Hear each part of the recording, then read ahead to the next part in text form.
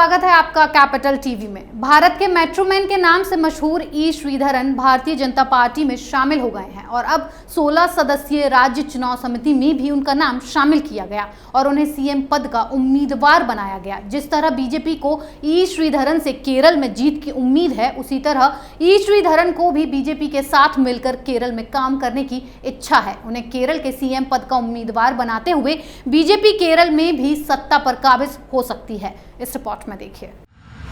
इस साल मार्च अप्रैल में होने जा रहे केरल विधानसभा चुनाव के लिए भारतीय जनता पार्टी की राज्य यूनिट ने 16 सदस्यीय राज्य चुनाव समिति का गठन किया है, जिसमें मेट्रोमैन ई श्रीधरन भी शामिल हैं। ई श्रीधरन हाल ही में बीजेपी में शामिल हुए हैं और अब 16 सदस्यीय समिति का गठन भी हो चुका है, जिसमें ई श्रीधरन भी शामिल हैं। इस समिति में सुरेंद्रन और श्रीधरन के अलावा वी मुरलीधरन, राष्ट्रीय उपाध्यक्ष एपी अब्दुल्ला कुट्टी, पूर्व प्रदेश अध्यक्ष कुम्मनम राजशेखरन, ओ राजगोपाल, विधायक सीके पद्मनाभन, पीके कृष्णदास और राज्य महासचिव एमटी रमेश भी शामिल हैं।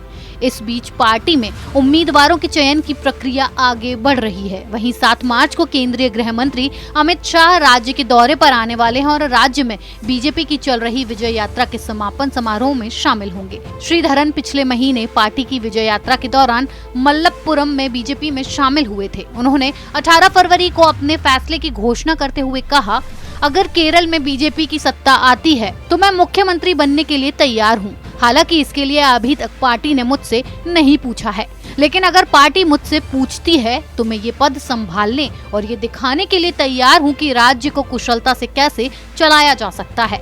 जैसे हम डीएमआरसी चला रहे हैं, मैं केरल के लिए कुछ करना चाहता हूँ, जिसके लिए मुझे भाजपा के साथ खड़ा होना होगा।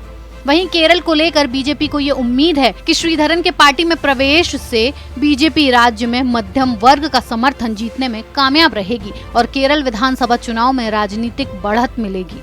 पार्टी के वरिष्ठ नेता बी राधाकृष्ण मेनन ने कहा, बीजेपी में शामिल होने के उनके फैसले ने राज्य में हमारी पार्टी कार्यकर्ताओं का मनोबल बढ़ाया है। आने वाले विधानसभा चुनाव में केरल का विकास मुख्य चुनावी मुद्दा होगा।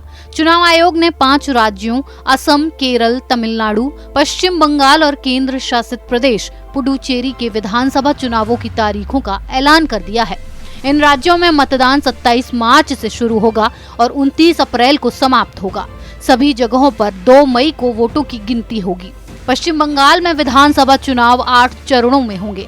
पुडुचेरी, केरल और तमिलनाडु में 6 अप्रैल को एक चरण में मतदान होगा। असम में 3 चरणों में मतदान किए जाएंगे।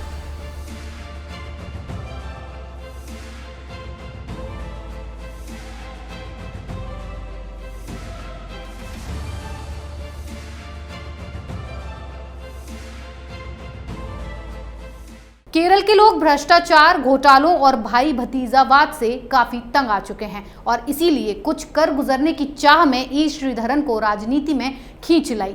ई श्रीधरन का यह भी कहना है कि अगर सीएम पद की जिम्मेदारी मिली तो वो केरल को एक भ्रष्टाचार से मुक्त नया प्रदेश बनाना चाहेंगे।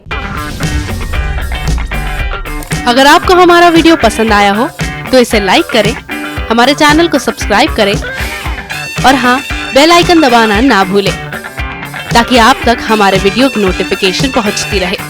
आप अपना सुझाव हमें कमेंट बॉक्स में दे सकते हैं। हमारे साथ जुड़ने के लिए शुक्रिया।